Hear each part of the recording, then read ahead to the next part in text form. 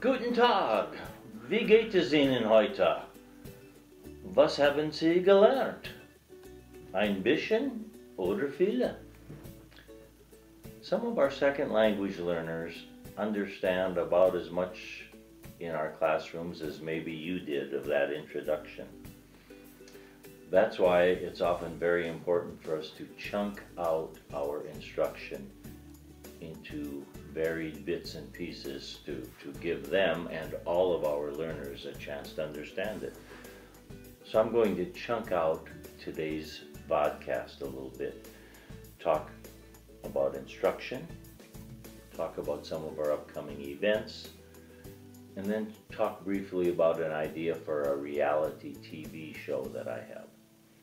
So chunking of instruction is important, bits and pieces, so that second language learners, if they get frustrated by one part of the instruction, soon you've moved on to something else and their frustration is minimized, because then maybe you've moved on to a hands-on activity that they can have more participation in, and it's not all one thing the whole period. So that kind of breaking instruction down into segments, it's not only helpful for them, it's helpful for all of our students, and maybe for you as an instructor, it engages your interest a little more as well. Secondly, number of upcoming events, of course, starting with our February 4th in-service.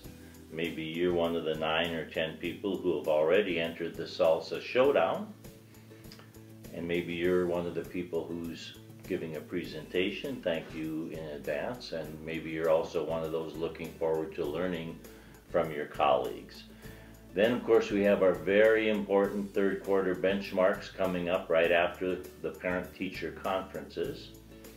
And maybe you're analyzing your second quarter benchmarks and adjusting your instruction. And then, of course, in late April, AZ Merit. Hopefully you're using Chromebooks, and I know some of you are still getting your Chromebooks. They're upcoming, but our kids need to be adjusted. Finally, my new reality show idea that I have. You've heard of man versus food. My idea is man versus concrete.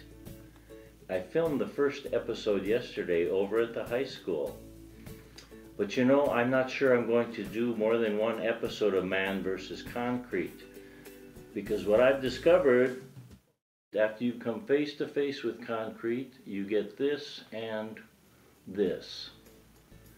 Once you've done it, there's no going back.